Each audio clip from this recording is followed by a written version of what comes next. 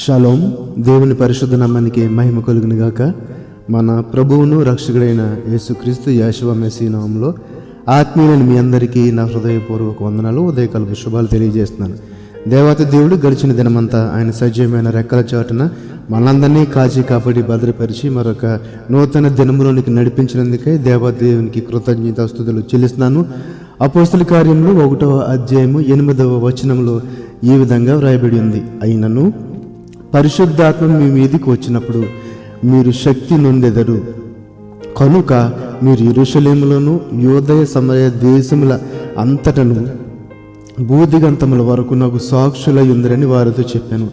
ఇక్కడ మొట్టమొదటి వచనంలో అయినను పరిశుద్ధాత్మ మీ మీదికి వచ్చినప్పుడు మీరు శక్తి నొందెదరు. ఒక శక్తి ఇక్కడ ఇవి బల ప్రభావాలుగా కనపడుతున్నాయి కదండి. ఈ బల ప్రభావాలు అంటే దేవుడిచ్చే శక్తి సామర్థ్యాలు ఇవి అస్వాభావికమైనవి. మన స్వభావంతో వచ్చిన శక్తి సామర్థ్యం కదా ఇది. దేవుని యొక్క పరిశుద్ధాత్మ మన మీదకి రావటం వల్ల మనం పొందుకున్న శక్తి ఇది మానవీయతీతమైనదని చెప్పుకోవచ్చు. అంటే దేవుడు ఇచ్చింది కదండి, మానవీయతీతమైనది, మనుషులకు సంబంధించింది కాదు. పరిశుద్ధాత్మ ద్వారా వచ్చిన శక్తి అంటే వారిని ఎదిరించే ఈ లోకంలో మనం క్రీస్తు సాక్షులుగా ఉండాలంటే ఈ యొక్క లోకంలోని ఈ యొక్క సమస్యలన్నింటినీ కూడా ఎదిరించి ఎన్నో ఇరుకు ఇబ్బందులను తట్టుకోవాలంటే, అనేక మంది మధ్యకి మనం పరిచర్చటికి వెళ్ళాలంటే మన శక్తి సరిపోదు. దేవుని యొక్క శక్తి మనకి ఖచ్చితంగా కావాలి. మనం క్రీస్తు అనగా యెషువా మెస్సీ సాక్షులుగా ఉండాలంటే, తగిన రీతిగా జీవించాలంటే, మాట్లాడాలంటే, సేవ చేయాలంటే ఈ స్వాభావికంగా ఉన్న శక్తి సరిపోదు. మనకి ఎంతకంటే ఎక్కువ శక్తి కావాలి. అది ఆ శక్తిని పరిశుద్ధాత్మ ద్వారానే మనము పొందుకొనగలుగుతాము. అయితే యోహాను సువార్త 3వ అధ్యాయము 3వ వచనం చూస్తే, అయితే ఆ పరిశుద్ధాత్మ శక్తిని మనం ఎలా పొందుకోవాలని ఆలోచించేస్తే కనుక ఈ యొక్క యోహాను సువార్త 3వ అధ్యాయం 3వ వచనంలో అందుకు యెషువా మెస్సియా చెప్పిన మాట ఏంటంటే, ఒకరితో ఒకడు క్రొత్తగా జన్మించితేనే కానీ అతడు దేవుని రాజ్యమును చూడలేడని మీతో నిశ్చయముగా చెప్తున్నాను. క్రొత్తగా జన్మించాలనగా బాప్తిస్మం ద్వారా మన యొక్క ప్రాచీన స్వభావమును, పాత జీవితాన్ని వదిలిపెట్టి నూతనమైన జీవితాన్ని పొందుకుంటే, బాప్తిస్మం అనే ప్రక్రియ ద్వారా ప్రభువైన యేసుక్రీస్తు యెషువా మెస్సీని సొంత రక్షకునిగా అంగీకరించి ఆయన స్వీకరించి ఆయన పోలు నడుచుకుంటే కనుక దాన్ని తండ్రి అయిన దేవుడైన కుమారుడైన యేసుక్రీస్తు యెషువా మెస్సీ ద్వారా మనకు ఒక బహుమానముగా ఇచ్చేందుకు సిద్ధంగా ఉన్నాడు. కాబట్టి మనం చేయవలసింది ఏంటంటే ఆ యొక్క బాప్తిస్మాను కూడా మనం ఎలా పొందుకుంటామని ఆలోచిస్తే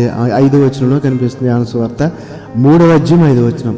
యెషువా మెస్సీ ఇట్లా, నేను ఒకడు నీటి మూలముగాను ఆత్మ మూలముగాను జన్మించితేనే కానీ దేవుని రాజ్యంలో ప్రవేశింపలేడని మీతో నిశ్చయముగా చెప్తున్నాను. అయితే ఈ యొక్క దేవుని మనం సొంత రక్షకుని అంగీకరించి ఎప్పుడైతే బాప్తిసం తీసుకున్నామో, దేనికైనా ఆయన కుమారుడైన యెషువా మెస్సీ ద్వారా మనకు వచ్చిన ఒక వరం, బహుమతి పరిశుద్ధాత్మ శక్తి అనే వరం ద్వారా మనము దేవుని యొక్క సేవలో, పరిచర్యలో, ఈ లోకంలో ఉన్న శోధనలను జయించగలిగే శక్తిని ఆ యొక్క బహుమానం ద్వారా మనం పొందుకోగలుగుతాము. కాబట్టి ఇక్కడ చూస్తే కనుక ఈ వచనంలోనూ అయినను పరిశుద్ధాత్మ మీదికి వచ్చినప్పుడు మీరు శక్తి నొందెదరు, కనుక మీరు యెరూషలేములోను యూదయ సమరయ దేశంలో అంతటా బూదిగంతముల వరకు నాకు సాక్షులైందరు. దేవుని యొక్క పరిశుద్ధాత్మ శక్తి ద్వారా మనం పొందుకునే మరొక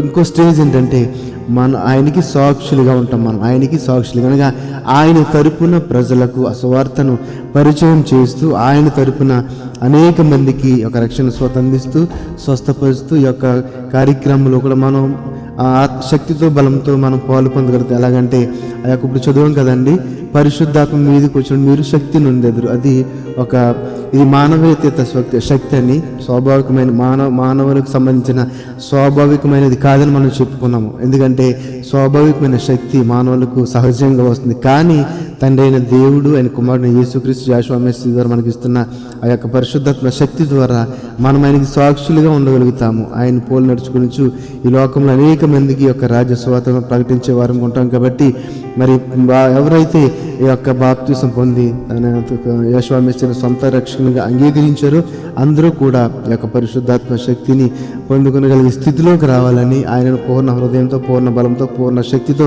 ఆయన ఆరాధిస్తూ ఉంటే ఆయన చిత్తం క్రింద కూడా ఆయన అధికారం క్రింద మనం ఉంటే గనక ఖచ్చితంగా తండ్రి అయిన దేవుడు ఆ యొక్క పరిశుద్ధాత్మ శక్తి ద్వారా మనలందరినీ శక్తితో నింపి ఆత్మతో నింపి ఈ లోకంలో ఆయన తరపున ఒక ప్రత్యేకమైన వ్యక్తిగా, శిష్యులుగా, సాక్షులుగా మనల్ని ఆయన సన్నిధి నిమిత్తం వాడుకునేందుకు సిద్ధంగా ఉన్నాడు. కాబట్టి ఇక్కడ ఈ యొక్క మాటలు మనం చూసుకుంటే గనక మనం ఈ యొక్క మాట సాక్షులు అనే మాట ఈ యొక్క గ్రంథంలో 39 సార్లు కనబడుతుందని ఈ యొక్క చరిత్రలో మనం చూడగలుగుతున్నాం. కాబట్టి యోహాను సువార్త 1:1-2 చూస్తే ఆ జీవము ప్రత్యక్షమైన తండ్రి యొద్ద ఉండి మాకు ప్రత్యక్షమైన ఆ నిత్య జీవం మేము చూచి ఆ జీవం గురించి సాక్ష్యం ఇచ్చి దానిని మీకు తెలియపరుచున్నామని ఇక్కడ చెప్పడం జరిగింది. కాబట్టి దానిని మనం అందరం కూడా చూసాం కాబట్టి రుచిరిగాం కాబట్టి దానిని అనేక మందికి మనం తెలియజేస్తూ దాన్ని గూర్చి సాక్ష్యం ఇచ్చు, దేనిని గూర్చి, జీవమును గూర్చి. ఆ జీవము తండ్రి అయిన దేవుడైన కుమారుడైన యేసు క్రీస్తు మనకు అందరికీ ఇచ్చాడు. కాబట్టి ఆ జీవం యొక్క రుచి తెలుసుకున్న మనం అనేక మందిని పాపంలోని విడుదల కలిగించి రక్షణలోకి నడిపిస్తూ జీవముతో వారిని కూడా నింపుతూ పరిశుద్ధాత్మలోనికి వారిని కూడా నడిపించాలని ఈ వాక్యం ద్వారా మిమ్మల్ని అందరినీ హెచ్చరిస్తూ ఈ మాటలు ముగిస్తున్నాను. ఈ యొక్క మాటలు దేవుడు పరిశుద్ధాత్ముడు మన హృదయంలో నాటింపజేసి బలపరిచి ఆత్మ ఫలములు ఫలించే కృపను దయచేయను గాక. ఆమేన్. పరిశుద్ధుల మహోన్నతుల మమ్మల్ని కన్న తండ్రి, నీ పరిశుద్ధమైన అమ్మ కొందనాలు. అల్పుల అయోగ్యులము ప్రతిరోజు కూడా నీ సందులో వాక్యమైన కృపనిస్తున్నారు ప్రభావ. నేనైనా ఇకనైనా మిమ్మల్ని సొంత రక్షణ అంగీకరించిన మరుక్షణము ఆ యొక్క బాప్తిసం తీసుకున్నప్పుడు తండ్రి ప్రభు, పాపంలో ఒప్పుకున్నప్పుడు తండ్రి ప్రభు, మీరు ఇచ్చే ఒక అద్భుతమైన వరమును పరిశుద్ధాత్మ శక్తిని బట్టి మీకు వందనాలు, స్తుతులు, స్తోత్రం. దాన్ని మేము తండ్రి ప్రభు ఇంకా నీ పరిచర్యలో తండ్రి ప్రభు నీ సాక్షులుగా నిలబడి నీ జీవమును గూర్చి అనేక మందికి వివరించుటకు నీ కృపను ధన్యతను దయచేయమని, విన్న వాక్యం మా హృదయంలో ఫలింపచేయమని నజరేయుడైన యేసు మెస్సీ నామములో ప్రార్థన వేడుకొనుచున్నాము తండ్రి. ఆమేన్. ఆమేన్. షాలోమ్. అందరికీ వందనాలండి. Praise lord.